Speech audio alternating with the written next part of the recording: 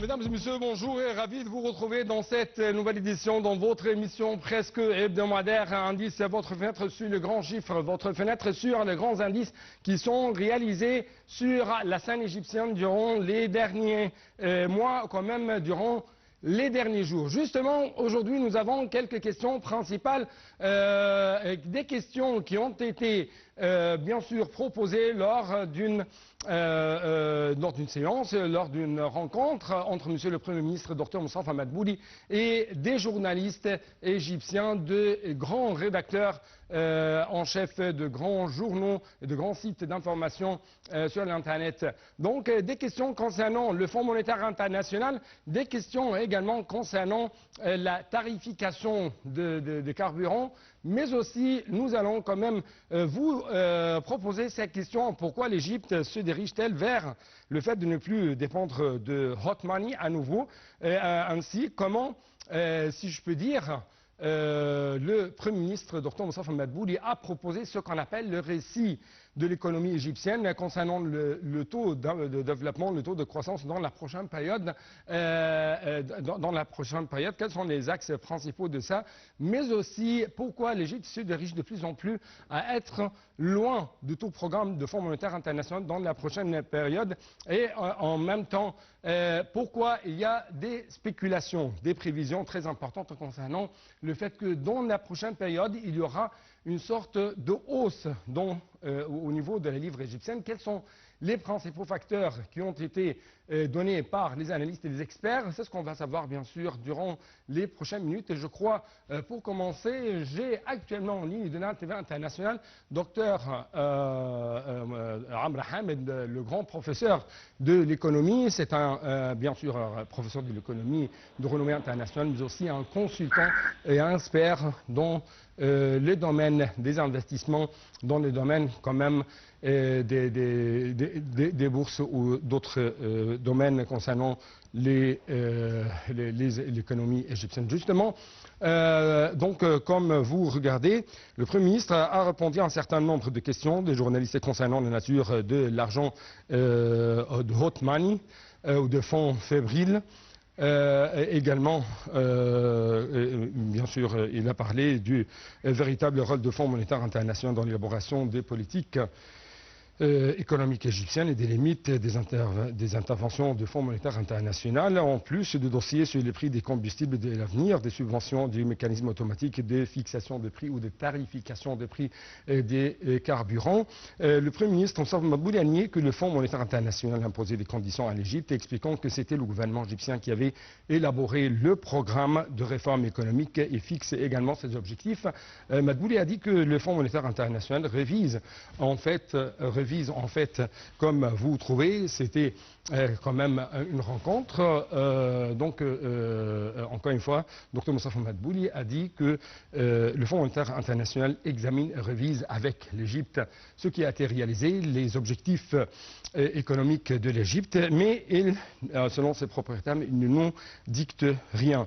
Nous sommes ceux qui choisissent le moment approprié pour mettre en œuvre certaines procédures telles que les offres ou la vente des actifs qui sont propriétaires de l'État. Donc également le gouvernement égyptien est celui qui a développé le programme de réforme économique qui fixe ses objectifs. Également il a dit que reporter certains objectifs en tenant compte de la dimension sociale et de l'intérêt national.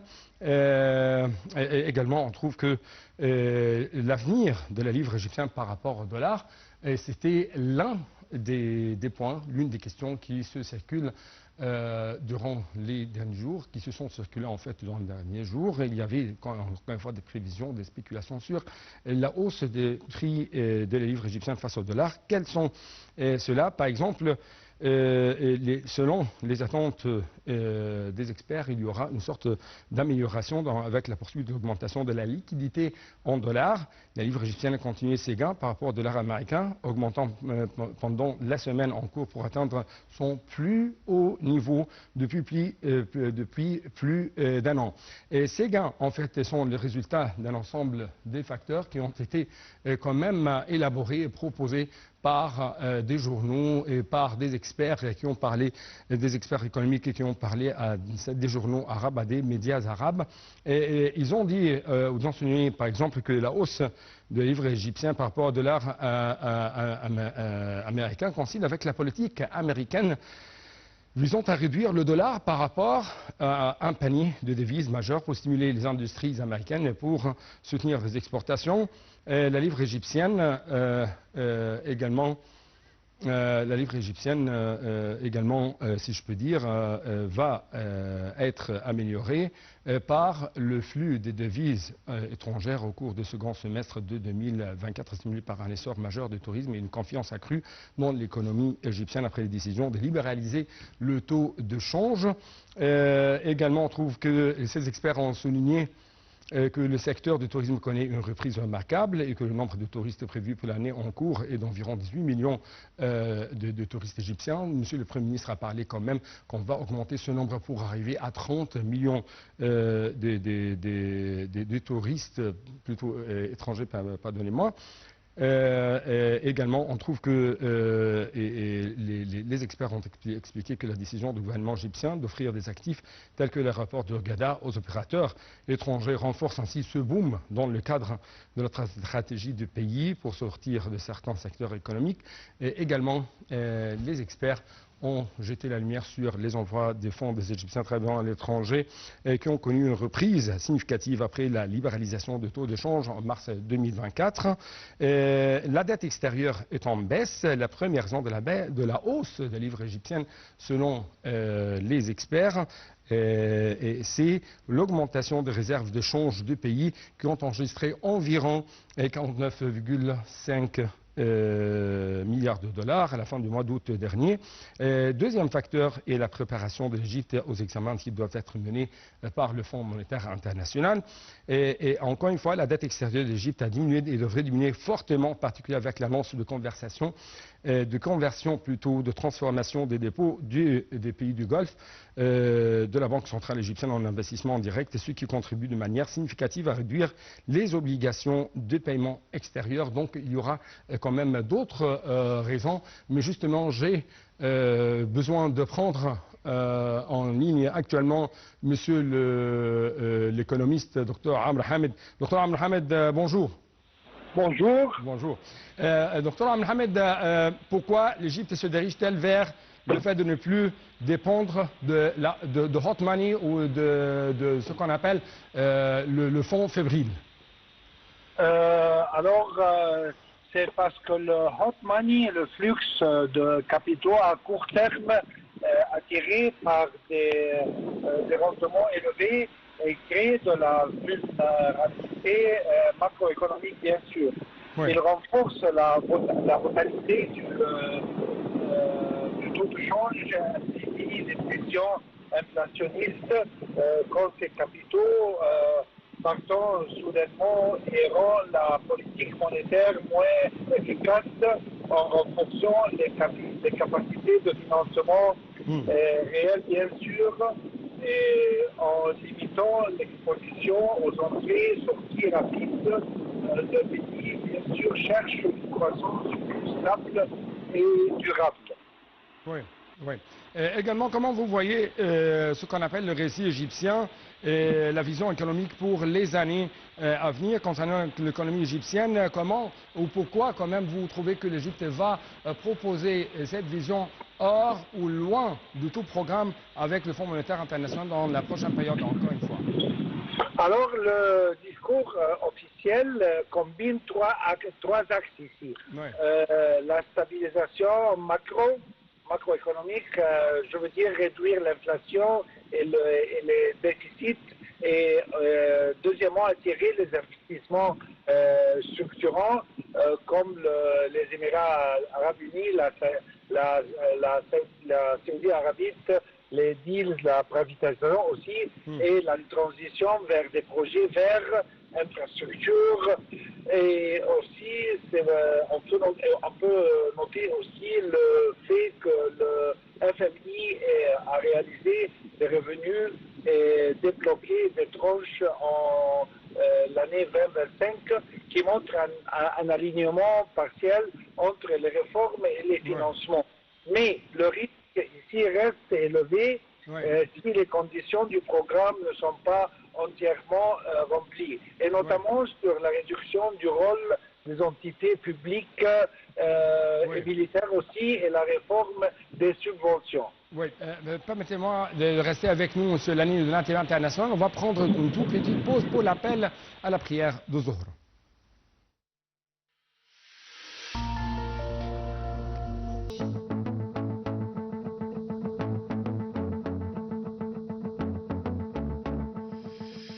Donc, j'anticipe l'appel à la prière d'Al Zohr, selon l'heure locale du Caire, et de retour à notre actualité, à notre question d'actualité avec notre invité, Dr Amr Hamid, qui se trouve actuellement en ligne internationale. Dr Amr Hamid, en tant qu'un investisseur, mais aussi en tant qu'un économiste, j'aimerais savoir votre vision en ce qui concerne la gestion du gouvernement égyptien en ce qui concerne le combustible et la tarification des prix de combustible dans la prochaine période. Alors, le gouvernement a commencé à réduire certaines subventions, hausse des carburants en avril 2025, la réaffectation des montants vers d'autres postes comme l'électricité par exemple. La logique est de cibler l'aide plutôt que de maintenir des subventions universelles coûteuses.